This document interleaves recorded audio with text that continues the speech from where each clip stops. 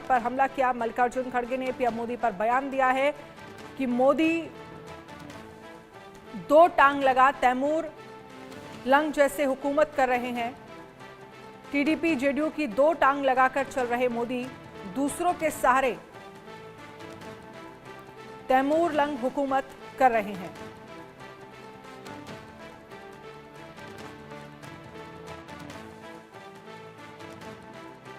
मोदी को बहुमत मिला है?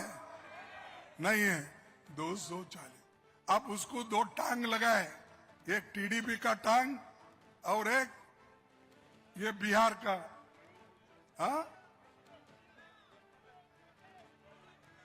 जेडीयू का टांग, एक जेडीयू का टांग, एक टीडीपी का टांग लगा लेके चल रहे हैं मोदी। और मैं दौड़ूंगा भागूंगा बोलते, कहां से भागेंगे भाई? तुम्हारे टांग ही टूट गए हैं, लोगों ने तोड़ दिया है और इलेक्शन में तुम साफ हो गए। पहले तो 400 पार, मोदी है तो सब कुछ है, ये कहते थे। लेकिन मोदी की गारंटी भी गई, 400 पार भी गया और दो टांग दूसरों की लगा के हुकूमत तैमूर लंग कर रहे हैं और आज हमको ये कह रहे हैं। और इस पर ज्यादा जानकारी के लिए आनंद सिंह मुंबई से लाइव जुड़ गए हैं। नीतीश झा भी हमारे साथ मुंबई से लाइव जुड़ गए हैं। आनंद, सबसे पहले मैं आपके पास आना चाहूंगी, बयानबाजियों का दौर चुनावों में हम इस कदर देखते हैं कि कोई ये नहीं देखता, चाहे कोई भी राजनीतिक दल हो, कि वो किस तरह से एक लिमिट क्रॉस कर रहा है।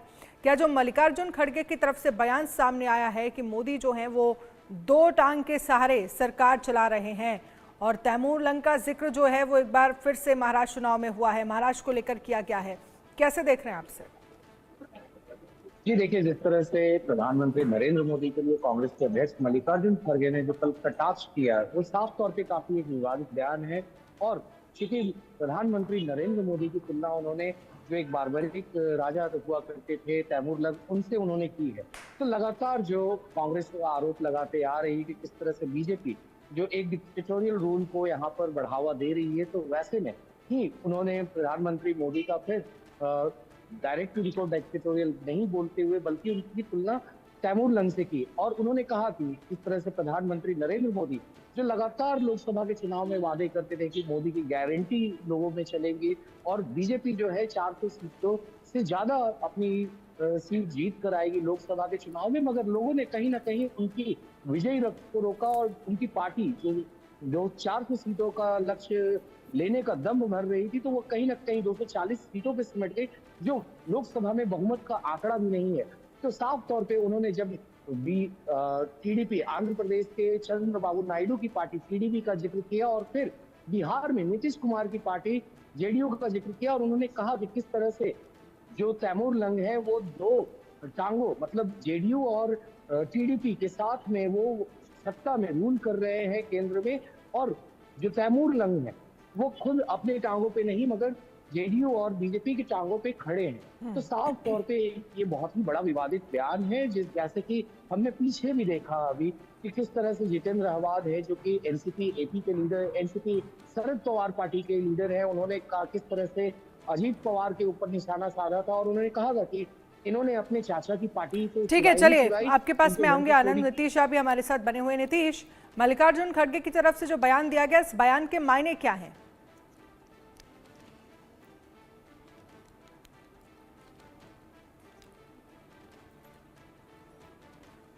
नीतीश, आपको आवाज आ रही है मेरी?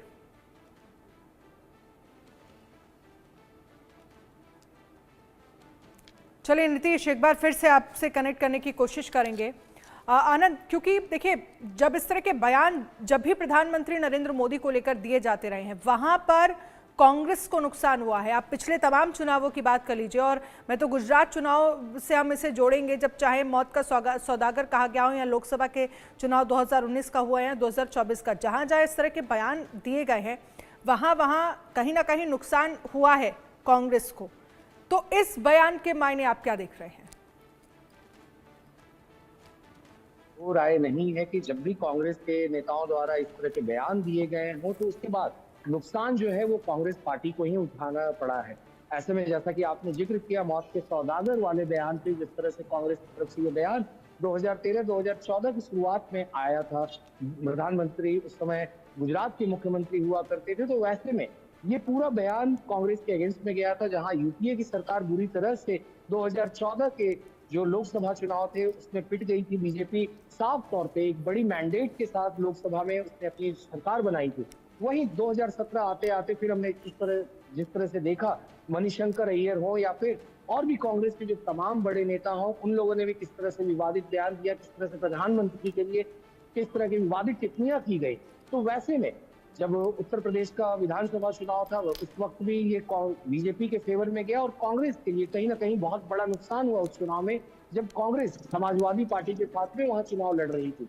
वैसे ही 2019 में जब कांग्रेस ने अपनी रणनीति बनाई प्रधानमंत्री नरेंद्र मोदी को टारगेट करने की, तो फिर से उन्होंने चौकीदार चोर है का नारा लगाया और ये बयान भी लोगों के बीच में अच्छे से नहीं पहुंच पाए और बड़ा नुकसान कांग्रेस को उठाना पड़ा, क्योंकि 2014 में पहले वो 44 सीटों पे सुनते थे, वहीं 2019 में भी उनकी कोई खास परफॉर्मेंस नहीं रही जब वो 52 और 53 ठीक है आनंद, बहुत बहुत शुक्रिया तमाम जानकारी के लिए। नीतीश आपका भी बहुत बहुत शुक्रिया। लेकिन अब ये बयान क्या कांग्रेस को फायदा पहुंचा